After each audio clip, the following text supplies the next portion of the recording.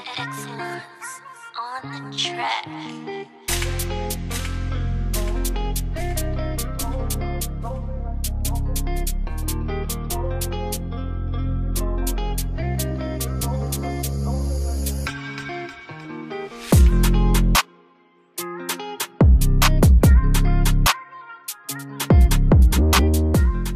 Donc le BMS fonctionne parfaitement. J'ai réussi après beaucoup d'essais à le connecter à mon téléphone pour le paramétrer. Donc premièrement sur l'écran de base, comme vous le voyez, on a pas mal d'informations, la température moyenne. Donc moi j'ai récupéré les deux capteurs de température qui étaient déjà dans la batterie. Il y en avait 4, mais moi j'ai pu en brancher que 2. Donc il y en a un ici et un là, comme ça on a à peu près une vue d'ensemble sur la température. Il y a la température interne du BMS qui est aussi mesurée. Donc là je suppose que c'est soit la température maximale, soit la température moyenne. On a le voltage total, le pourcentage de batterie, le courant instantané consommé, la puissance, la capacité restante, l'écart entre la cellule la moins chargée et la cellule la plus chargée. Et vous voyez que ici on a carrément l'état de charge de absolument chaque cellule. Donc là je vous montre juste la liste de paramètres. Donc là il est en train de récupérer les paramètres qui viennent du BMS. Et là on a toute la liste des paramètres qu'on peut régler selon la datasheet des cellules venant du fournisseur.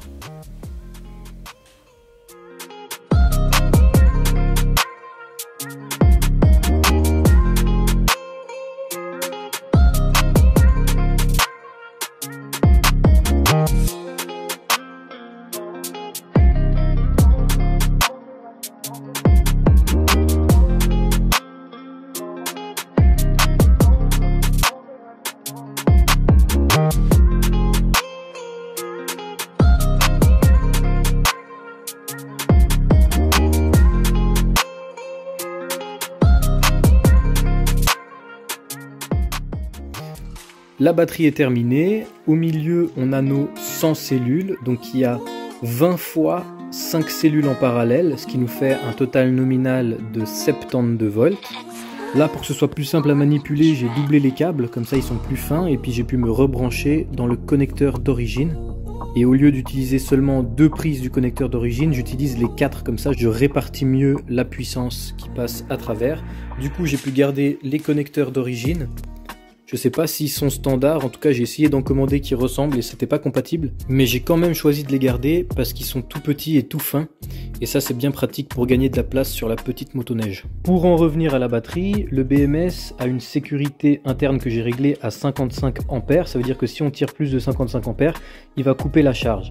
Cependant, c'est possible qu'un court-circuit se fasse avant, si un câble se dévisse ou que quelque chose s'abîme dedans. C'est aussi possible que la sécurité du BMS ait un défaut. Donc l'entièreté du circuit, à même la sortie, est protégée par un fusible de 60 ampères.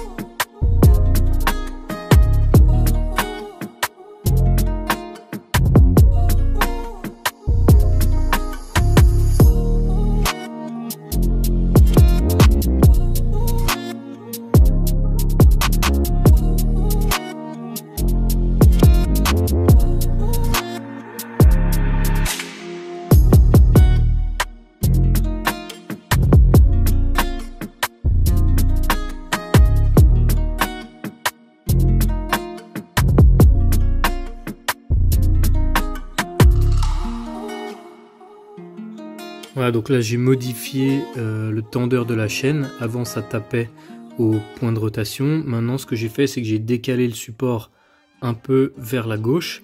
Et ici, j'ai rallongé la roulette un peu vers la droite. Comme ça, la chaîne, elle peut remonter et passer à côté. Tout est câblé, donc l'accélérateur, les 3 vitesses, l'allumage, toutes les phases du moteur, les capteurs du moteur. Il manquera plus qu'à ajouter l'alimentation principale et tout fermer.